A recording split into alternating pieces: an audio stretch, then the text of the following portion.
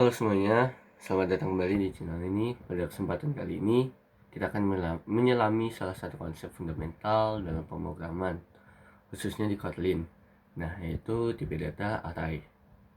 Ini adalah materi yang sangat penting untuk dipahami karena array akan sering kita gunakan dalam membangun aplikasi. Nah, sebelum itu, apa itu array?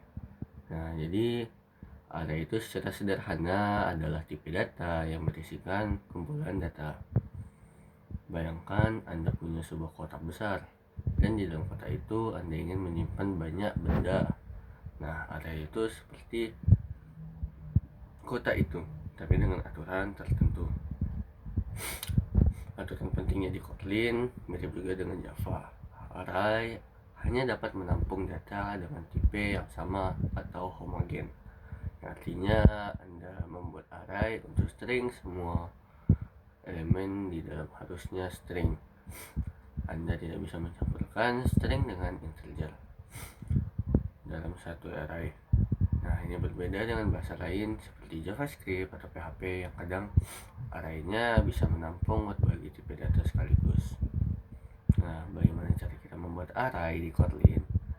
Tipe data array direpresentasikan dengan kata kunci array. Nah, untuk mendeklarasikannya kita menggunakan sintaks array tipe data. Nah, contohnya array string untuk array yang berisi string, array integer untuk array yang berisi bilangan bulat. Nah, untuk menginisialisasi dan mengisi data ke dalam array secara langsung, kita bisa menggunakan fungsi array of. Lalu, bagaimana kita mengakses data yang ada di dalam array? Nah, data dalam array diakses menggunakan indeks, sama seperti kebanyakan bahasa pemrograman.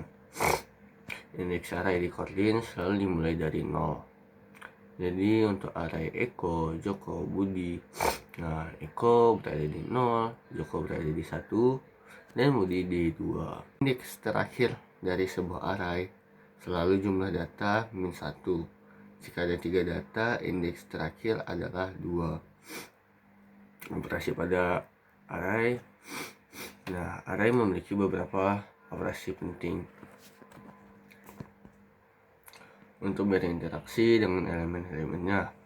Nah, yang pertama ada size, untuk mendapatkan panjang atau jumlah total elemen dalam array.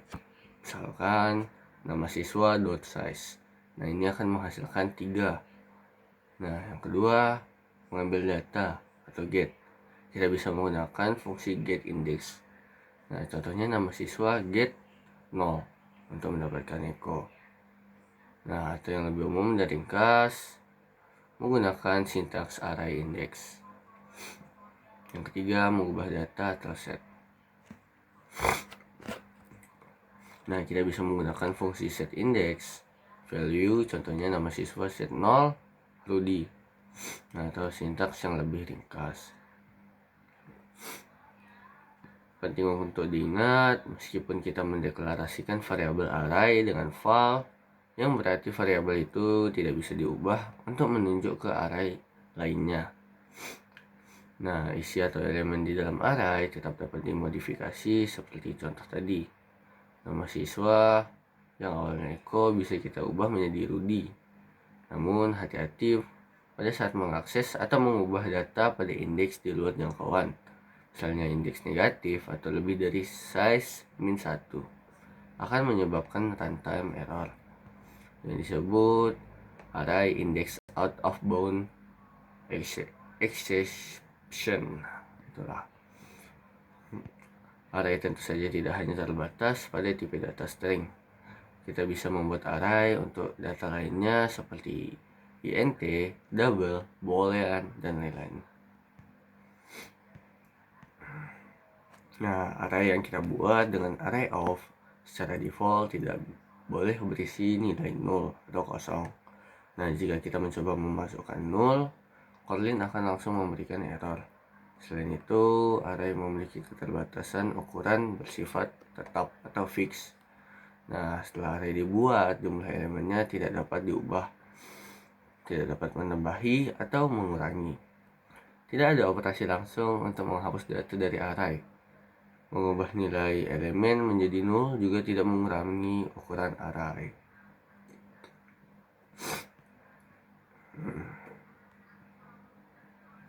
Secara keseluruhan, tipe data array di Kotlin adalah struktur data yang fundamental untuk menyimpan kumpulan data yang bertipe sama dengan ukuran yang tetap. Array diakses melalui indeks yang dimulai dari 0 dan kita memiliki sintaks untuk membuat array yang dapat menampung nilai 0. Nah, meskipun sangat berguna, keterbatasan pada ukuran yang statis berarti ia tidak cocok untuk semua skenario. Nah, mungkin ini saja pembahasan kita pada seri ini. Nah, terima kasih.